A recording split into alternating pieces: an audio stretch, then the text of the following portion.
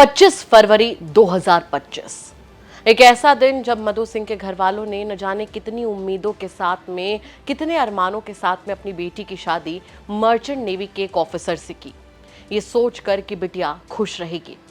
किसने ही सोचा था कि शादी के मात्र 6 महीने बाद यही हंसती खिलखिलाती मधु इस दुनिया को अलविदा कह देगी।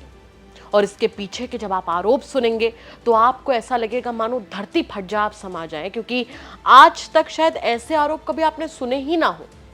नमस्कार, स्वागत है आपका यूपी तक में। मैं हूं आपके साथ गुरांशी श्रीवास्तव। आप देख रहे हैं हमारा खास कार्यक्रम द बिग क्राइम स्टोरी।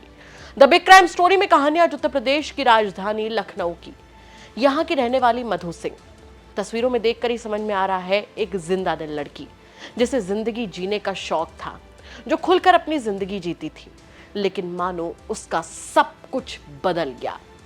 एक झटके में सब खत्म हो गया जब 25 फरवरी 2025 को मधु की शादी मर्चेंट नेवी में ऑफिसर और उन्नाव के रहने वाले अनुराग सिंह से होती है।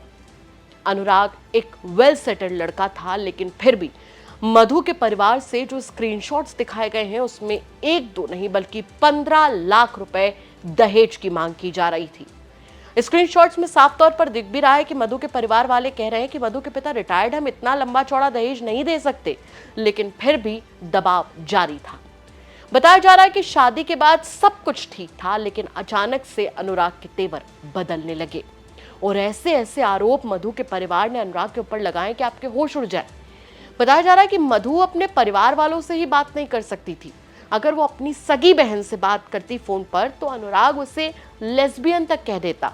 इसके साथ ही उसे सोशल लाइफ को बिल्कुल पूरी तरीके से खत्म करने का मानो अनुराग ने जिम्मा उठा लिया हो। वो मधु जिसे पार्टी करने का शौक था, सोशल होने का शौक था, वो मधु एक घर में कैद हो गई। मधु के दोस्त बताते हैं कि जब वो व्हाट्सएप पे, इंस्टाग्राम पर कोई रील या स्टोरी डालती तब ये एक सिग्नल होता कि वो घर में अकेली है, तो कोई उससे बात करना चाहे तो बात कर सकता था। हैरानी वाली बात तो यह है कि मधु के परिवार का यह तक आरोप है, जो कि उन्होंने बकायदा एक रिकॉर्डिंग सुनाते हुए लगाया, कि शादी के मात्र 1 महीने बाद, यानी कि 25 फरवरी को शादी होती है और मार्च के महीने में मधु को अनुराग बुरी तरह से पीटता है। अब आप वजह सुनिए क्यों। बताया जा रहा है कि अनुराग के ठीक सामने एक बोतल रखी थी और जब उसने मधु से खाना मांगा तो मधु ने बोतल के बगल में खाना रख दिया, यानी अनुराग के सामने न रख के अनुराग के बगल में खाना रख दिया, जिसके चलते उसे बुरी तरह से पीटा गया। ये सिर्फ ना आरोप परिवार ने लगाए हैं, बल्कि इसके अलावा मधु की एक रिकॉर्डिंग भी सुनाई है, जो फोन रिकॉर्डिंग है। कहानी यही नहीं खत्म होती। बताया जा रहा है कि आखिरी बार जब मधु से बात हुई थी तो उसमें उसने बताया था कि एक बार गाड़ी में बैठकर उसका पति अनुराग शराब पी रहा था और वो गाड़ी ड्राइव कर रही थी, और ऐसे में जब गड्ढा आया तो उसने गाड़ी को थोड़ा किनारे किया ताकि गड्ढे से बचा जा सके।